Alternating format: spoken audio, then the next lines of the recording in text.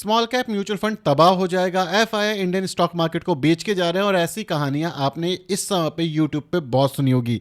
लेकिन इसके पीछे की सच्चाई क्या है, स्मॉल कैप में क्यों इन्वेस्ट करने का शायद ये one of the best time हो सकता है, और इंडियन इन्वेस्टर्स के लिए कब उन्हें स्मॉल कैप में इन्वेस्ट नहीं करना चाहिए, ये सारी चीजें डिस्कस करेंगे इस वीडियो के अंदर लॉजिकल प्रैक्टिकल तरीके से। और एफआईआई की इन्वेस्टिंग कहां हो रही है ये भी मैं आपके साथ डिस्कस करूंगा। सो मेरा नाम है अभिषेक उपाध्याय, आप देख रहे हो कॉफी थिंकर्स। अगर आपको लॉजिकल और प्रैक्टिकल वीडियो पसंद है तो ये चैनल आपके लिए है, प्लीज इसको सब्सक्राइब कर देना, नहीं हो तो लाइक कर देना। शुरू करते हैं वीडियो। तो सबसे पहले बात करते हैं स्मॉल कैप इंडेक्स की, क्योंकि इस समय पे हर इंसान आपको एक चीज बता रहा है कि भाई बेच दो। क्यों बेच दो? क्योंकि ये ऑल टाइम हाई से करीब करीब 13% डाउन है।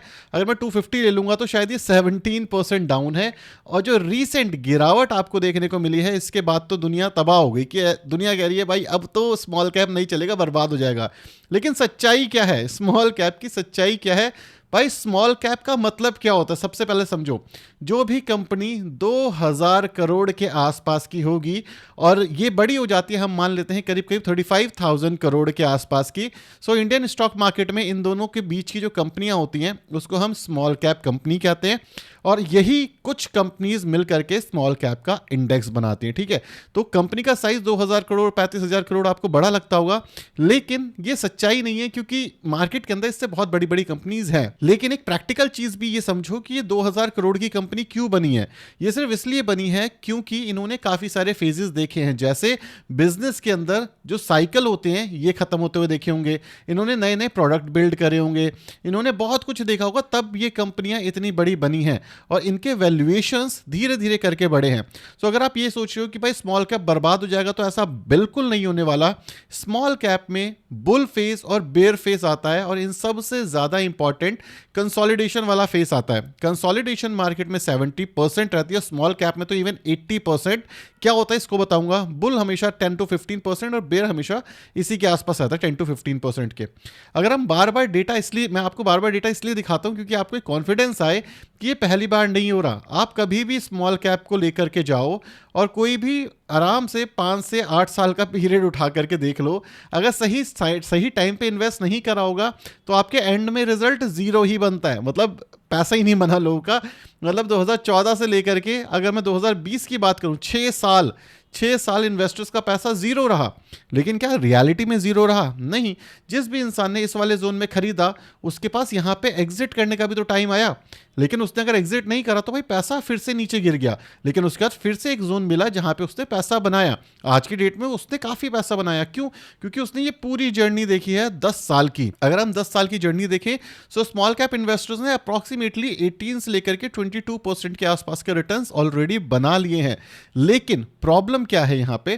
प्रॉब्लम ये है कि 3 साल जीरो रिटर्न, और इसके बाद आप इसको कंपेयर कर लो एफडी से जहां पे 7% के रिटर्न मिल रहे हैं। मतलब क्या है? 7, 14 और 21। ठीक है, इतने रिटर्न्स आपने खो दिए, आपको ये लगता है, लेकिन ये सिंपल इंटरेस्ट है, यहां पे आपको कंपाउंडेड मिल रही है। ठीक है, सो आप हमेशा 3 से 5 साल के बीच के रिजल्ट्स कभी भी मतलब चेक ही नहीं कर सकते इंडियन स्टॉक मार्केट में। अगर आप एसआईपी कर रहे हो, ये तरीका ही गलत है। अगर इंडेक्स आपका 5 साल में रिटर्न नहीं बना रहा तो आपका कोई भी म्यूचुअल फंड 5 साल में रिटर्न्स नहीं बनाएगा। 5 साल के बाद ही कंपाउंडिंग एक्चुअली काम करती है। एग्जांपल के तौर पे ये मैं आपको कैलकुलेटर हमेशा दिखाता हूं, इसको हमेशा देखना।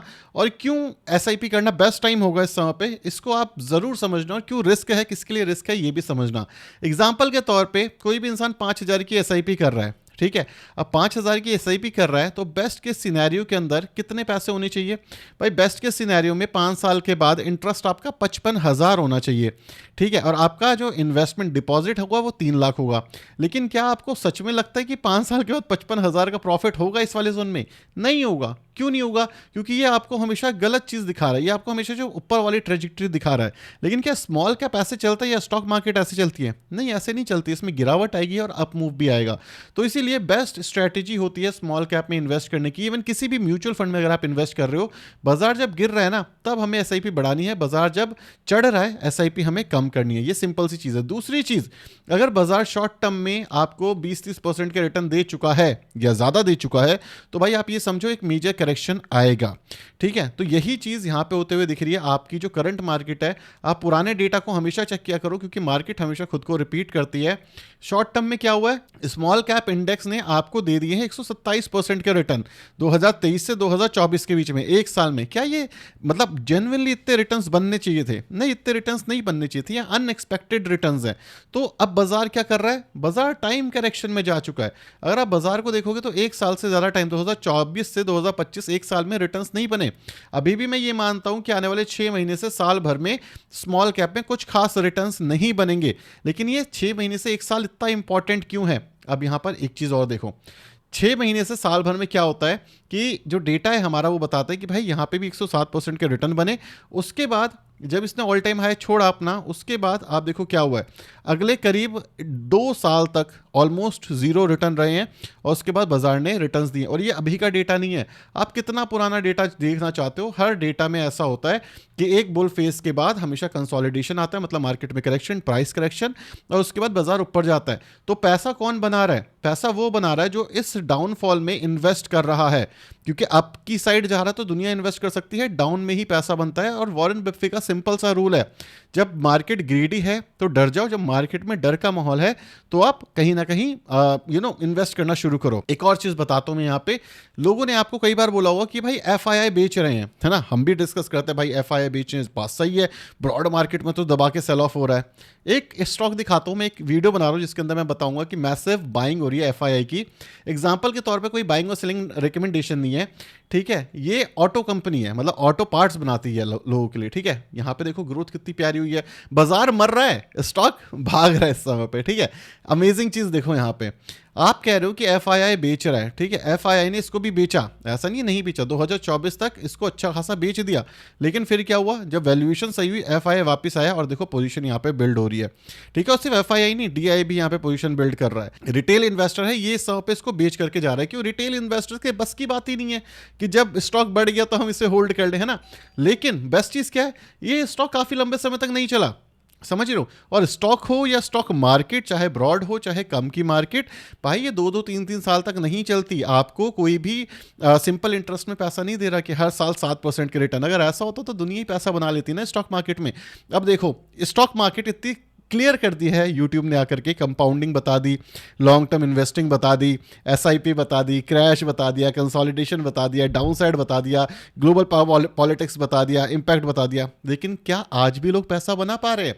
नहीं, 90% इन्वेस्टर्स आज भी म्यूचुअल फंड में पैसा नहीं बना पा रहे, बिकॉज इनको ये सब बताने के बाद भी साइकोलॉजी लेवल तो पता ही नहीं है, क्योंकि साइकोलॉजी तो आपके खुद के हाथ में है ना। अगर आप पॉजिटिव होगे स्टॉक मार्केट को लेकर के, पॉजिटिव होगी, आपको सेंस समझ आएगा, आप सिर्फ पैसा तब बना सकते हो। कोई भी आपको आकर के ज्ञान नहीं देगा कि भाई आपको टिके रहना है। डर का माहौल है भाई, सच्चाई है, डर का माहौल है। यूएस खत्म होगा, यूएसडी गिरेगी, चाइना टेक ओवर करेगा, मतलब ये तो ऐसा है, इट्स बाउंड टू हैपन, होना ही है। आज होगा, 4 साल बाद होगा, 10 साल बाद होगा, वो होगा, इसको कोई बदल ही नहीं सकता, ये होना ही है। लेकिन क्या हमें बिल्कुल ही बेच देना चाहिए? नहीं, मैं कह रहा हूँ 20 साल तक मत इन्वेस्ट करो। 20 साल मैं खुद ही मतलब कभी नहीं कहता कि भाई 20 साल तक इन्वेस्ट करो। मैं हमेशा आपको एक चीज़ कहता हूँ, 3-4 साल 5 साल का टाइम लेकर के चलो। अगर आप स्मॉल कैप इन्वेस्टर हो, लार्ज कैप इन्वेस्टर हो, तो 2-3-4 साल का टाइम लेकर के चलो, आपका काम हो जाएगा। बेस्ट चीज़ क्या है यहाँ पे, और सबसे बड़ी गलती क्या है एक रिटेल इन्वेस्टर की? ठीक है, और मैं बार बार, मैं ज़्यादातर केसेस में तो आपको नेगेटिव ही दिखता हूँ स्मॉल कैप को लेकर के, लेकिन एक बेस्ट चीज़ बताता हूँ मैं आपको। आज से कुछ टाइम पहले मैंने बोला कि मैंने बेच दिया, काफ़ी सारे लोगों ने बोला अरे बेच दिया, उसके बाद बाजार गिर गया।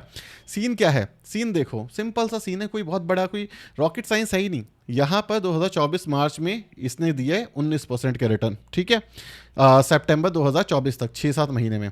अब 19% के रिटर्न जो मुझे 6 महीने में मिल गया, क्या मैं ये मान लूँ कि भाई अगले 6 महीने में दोबारा मुझे 20% के रिटर्न मिल जाएंगे? ये तो 40% के रिटर्न हो गए ना। क्या ये रियल में प्रैक्टिकल है? नहीं, ये प्रैक्टिकल नहीं है। हमने यहाँ पे सेल ऑफ किया, और ये मैंने अपने चैनल पे काफ़ी बार बताया है। उसके बाद क्या होता है, बाजार में एक मेजर करेक्शन आता है, फिर हमने डाउन साइड और अपसाइड स्विंग ट्रेडिंग करी यहाँ पे, ठीक है, स्विंग ट्रेडिंग करी। अब यहाँ पे जो स्विंग ट्रेडिंग करी, कई बार फंसे, कई बार प्रॉफिट हुआ, ठीक है। उसके बाद बाजार यहाँ से नीचे आ गया, कितने परसेंट गिर गया बाजार, ऑल टाइम हाई से यहाँ पे गिर गया करीब 25%। अब जब 25% गिरा तो चैनल पे सारी हिस्ट्री है, आप जाकर देख लो, कोई हवा हवाई वाली बात ही नहीं, चैनल पे सारी हिस्ट्री है। बेस्ट चीज़ तो ये यूट्यूब की। अब यहाँ पे क्या हुआ, हमने बोला कि भाई इन्वेस्ट करना चाहिए हमें।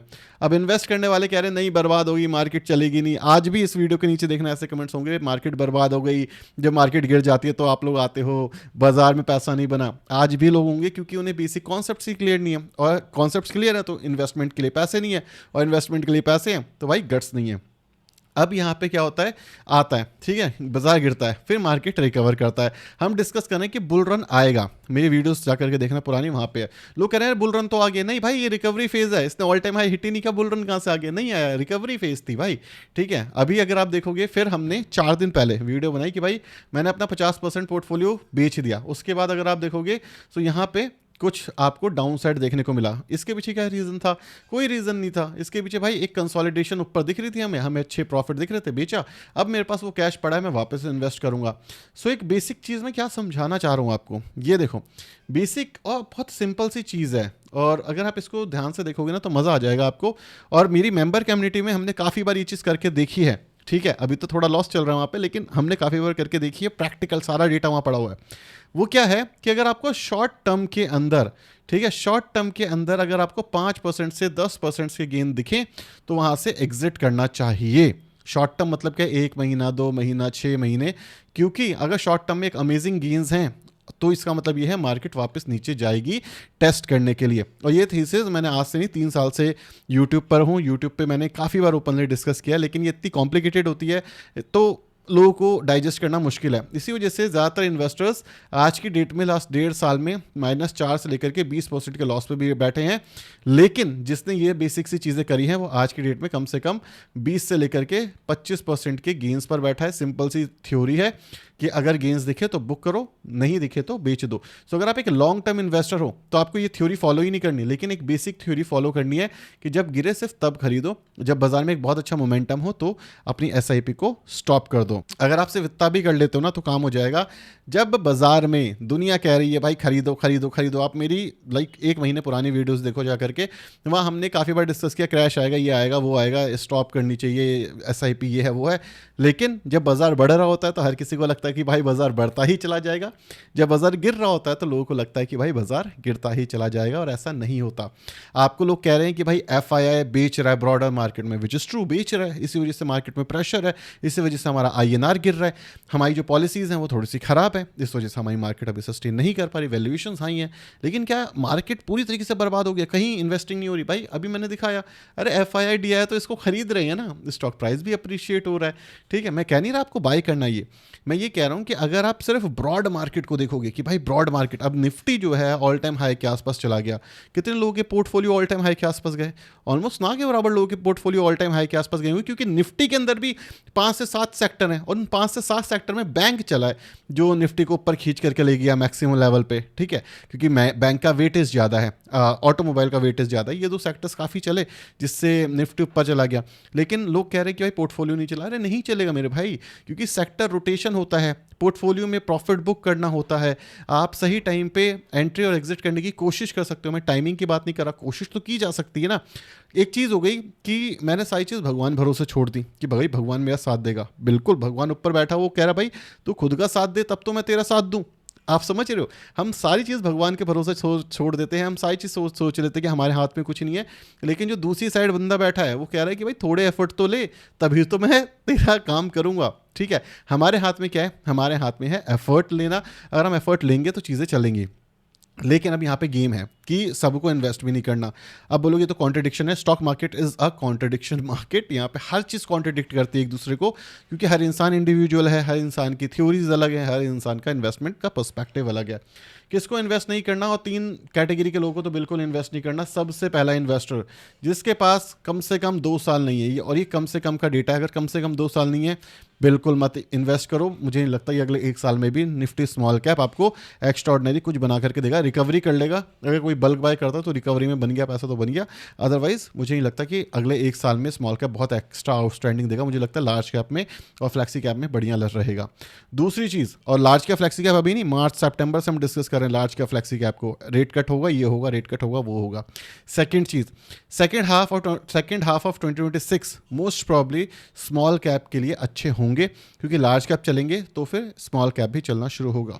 तीसरी इंपॉर्टेंट चीज़ कि अगर कोई भी इस समय पे इन्वेस्ट कर रहा है शेयर बाजार के अंदर, तो स्टॉक स्पेसिफिक अगर हम जाते हैं, ठीक है, स्टॉक स्पेसिफिक अगर हम जाते हैं तो चांसेस हाई हैं कि बाजार ना भी चले तो भी हम इन्वेस्ट करके ग्रो कर लें। चौथी चीज़, अगर आपकी कोई ऐसी चीज़ है जो होने वाली है, मतलब सपोज करो आप एसआईपी कर रहे हो, गोल बेस एसआईपी आपने शुरू करी हुई है, आप शादी करना चाहते हो, ठीक है, आप शादी करना चाहते हो, अब शादी आपकी अगले साल है। अब आप बोलो क्या भाई मैं एसआईपी कर लूँ, मेरे को तो मार्केट में ऑल टाइम हाई पे बेचना है ना, एसआईपी छोड़ो, बेचो और निकल जाओ। क्यों निकल जाओ? अरे भाई शादी आपकी कल है, हो सकता है बाजार यहाँ से 30% गिर जाए। आपकी जो वाइफ है होने वाली, वो तो सोच रही है कि भाई मैं डेस्टिनेशन वेडिंग करूंगी, लेकिन तुम्हारा पैसा यहाँ फंसा हुआ है, डेस्टिनेशन वेडिंग कैसे करोगे भाई? ठीक है, तुम बोलोगे पंडाल लगाते हैं, तो यहाँ तो काम नहीं चल पाएगा, तो इसलिए अभी एग्जिट करना सही रहेगा। फिफ्थ सिनेरियो, अगर आपको आपका बच्चा बड़ा हो गया, उसके एजुकेशन के लिए पैसा चाहिए, तो आज निकल जाना चाहिए, बिल्कुल इन्वेस्ट नहीं करना चाहिए, क्योंकि स्टॉक मार्केट में अगले एक साल मुझे लगता है काफ़ी टर्बुलेंस रहेगा, जब तक जो ट्रम्प है वो नहीं जाता, जब तक मार्केट थोड़ी सी हिली रहेगी। सो अगर आपको पैसे की ज़रूरत इन शॉर्ट टर्म अगले एक साल 2 साल के अंदर है, तो भाई बिल्कुल इन्वेस्ट मत करो। अगर आपको पैसे की ज़रूरत अगले 3 से 4 साल 5 साल तक नहीं है, तो दबा करके इन्वेस्ट करो। बाजार गिर जाए, जब सब बोले कि भाई बाजार बर्बाद हो जाएगा, बोलो कोई बात नहीं, हो जान दो बर्बाद, सब बर्बाद होंगे तो हम भी बर्बाद हो जाएंगे, क्या ही फ़र्क पड़ जाएगा, राइट। सो स्मॉल कैप बढ़िया है, मिड कैप बढ़िया है, गिर रहा है ना, गिरने में इन्वेस्ट करना होता है, चढ़ती चीज़ में कौन इन्वेस्ट करता है? चढ़ती चीज़ में तो प्रॉफिट बुक की जाती है। तो मेरा तो मानना ये है, आप मुझे बताना आपका क्या पॉइंट ऑफ व्यू है, क्या 2026 अच्छा रहेगा नहीं रहेगा, आप क्या जानते हो, और कौन से 2 स्मॉल कैप अच्छे हैं, कहाँ पे इन्वेस्ट करना चाहिए? तो ये वाली वीडियो देख लेना, कल बनाई थी, आपको उससे पूरा आइडिया मिल जाएगा। Thank you so much for watching this video, signing off.